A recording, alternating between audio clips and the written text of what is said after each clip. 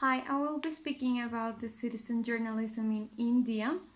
The question I will be answering is how has the citizen journalism helped to report the underreported or undercover or forgotten themes that are important for some communities in this country?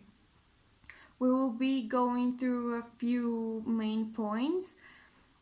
But basically, first we will cover a little bit of the context, then we will move on to some organizations that work with this kind of journalism, and last we will open a little bit of a discussion of what some real journal organizations or companies consider as real journalism and the status of the journalism in a few numbers, of course.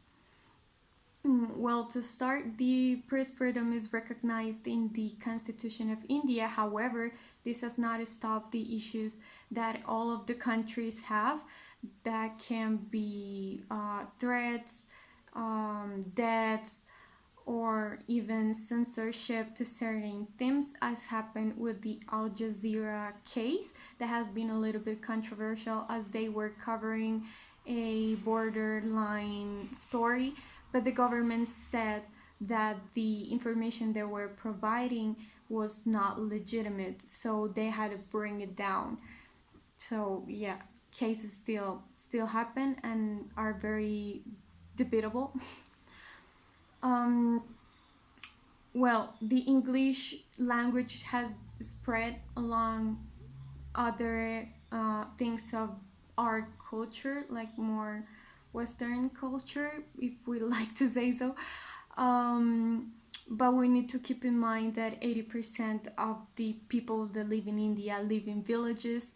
So the English language is only like for the elite people that has certain level of socioeconomic possibilities and connections to abroad and abilities and different interests. So we're leaving the majority of the country without their issues and their lifestyles being reported in the media generally. I brought some of the main cases of the organizations that work with citizen journalism. The first one is Video Volunteers, with a good case of Neera Ratha, that is a 25-year-old that started being a video producer at 17, and that is very well known at her community because of a documentary she made about the lack of water. This came from a certain battle to get water provisioned in her village, but well, the authorities didn't put enough effort, concern, or attention to this problem until she brought it up with her work, and she made a very good solution in a very effective amount of time. So the people in the village are very grateful for that and try to support this kind of organizations. The next one is CGNet. CGNet is based on landline services, which allows to make calls for free or just for a few cents. The people can call to report the issues that they are having in their communities, and a journalist there will go into an intranet, review the information that they're getting, just like making a fact check, and once it's confirmed, they will upload this information to their website as well as to their landline, because they have an option to play it back through the phone. This has a specific reason, and it's breaking down the barrier of the illiteracy that they have, because many people do not know how to write or how to read. So it's easier to communicate like that, with keeping in mind that they are established or mainly focused in Chhattisgarh. um, that their main population are the Adivasis, that is just an ethnic population that lives there native.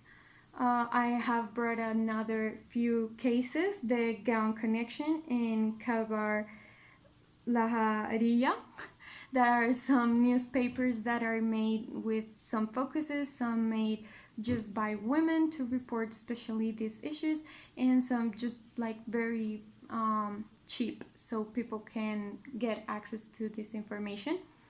I wanted to acknowledge that the UN recognizes rape as a national problem in India.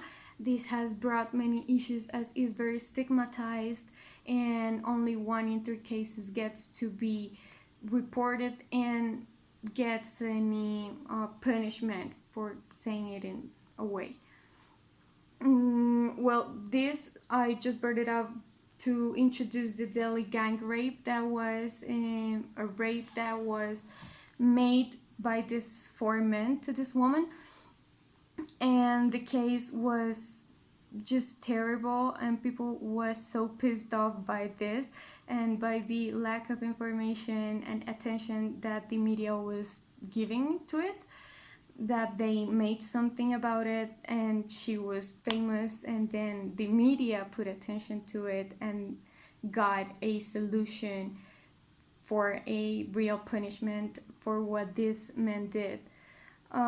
Last, I wanted to say that the Times of India is one of the largest newspapers in India. They're English. The English language is their main one. So yeah, they are quite aware of the organizations that work with citizen journalism, and they appreciate the work they do, but they do not consider these stories would have a space in their newspaper, as they are city-based, so people wouldn't be as interested or connected with these stories. They don't think the work they do is like real journalism, because they do not work like in deep. They just see them as sources mainly. Last, I brought some points about the differences between them, and well, as you can see, the salaries are quite different, and the ways in which they live are very different. The citizen journalism ones live in villages, while the Times of India are in cities and have access to technologies and other kind of languages and technology.